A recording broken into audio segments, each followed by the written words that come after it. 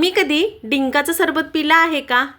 हां, पण आपल्याकडे जो लाडवात घालतात तो हा डिंक नाही आहे बरं का. उन्हाळ्यामध्ये शरीर थंड ठेवणारा हा डिंक आहे. असा दिसतो तो. पाहू शकता तुम्ही. असा माझ्या हातामध्ये आहे. असा मोठा मोठा असतो. 4 ते 5 घातले, 2 ते 3 पाण्याने धुवून घेऊन भिजत ठेवले की असे दुप्पट होतात हे भिजून. असं आईस क्रिस्टलसारखे तयार होतात. चला तर मग आता डिंकाचं सरबत बनवूया.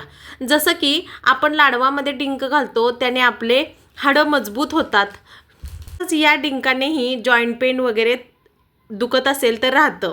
आता इथे मी जी भिजवलेला डिंक आहे तो 1 चमचा घेतलेला आहे. आता यामध्ये आपण अर्धा ग्लास थंड पाणी घालणार आहोत आणि अर्धा ग्लास मीडियम आपलं जे पाणी आहे ते घालणार आहोत. तुम्हाला जर पूर्ण सरबत थंड हवं असेल तर तुम्ही पूर्णही थंड पाणी घालू शकता. मी इथे अर्ध अर्ध करून घेतलेलं आहे. आता हे दोन्ही चांगलं मिक्स करून घ्यायचं आणि 1 चमचा गोडीसाठी गूळ घालायचा आहे. शुगर फ्री सरबत आहे. गूळ घालून घ्यायचा हेल्दी असा आणि अर्धा लिंबू घालून घ्यायचा आहे. टेस्ट या लिंबामुळे अप्रतिम येते या सरबताची. मस्त असं सगळं मिक्स करून घ्यायचं. गूळ विरघळून घ्यायचा. असा पौष्टिक आणि हेल्दी उन्हाळ्यामध्ये शरीर थंड ठेवणारा आपला हा सरबत रेडी आहे. रेसिपी आवडली तर लाईक शेअर सबस्क्राईब जरूर करा.